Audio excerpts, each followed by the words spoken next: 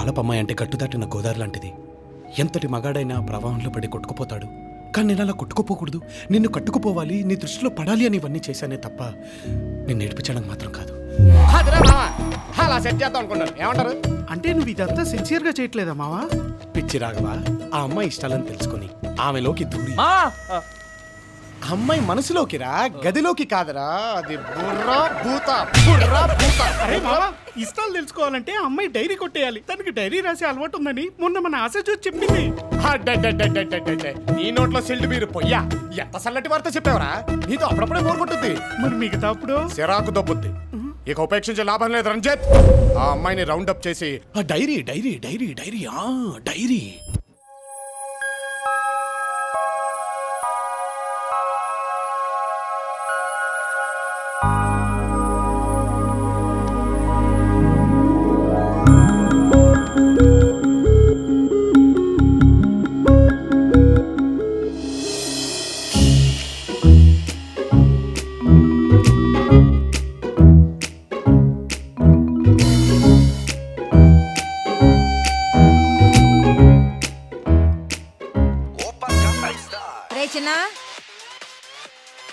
నా ఫోన్ ఇవ్వు.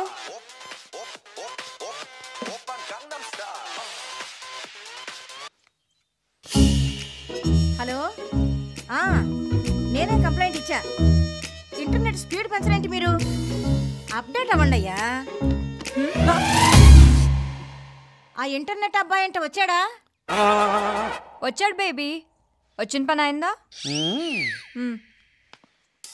ఏమండే చూరేసుకోండి, ఎవరు పడతాలో వచ్చేస్తుంటారు. సర్లే నువ్వు వెళ్ళు.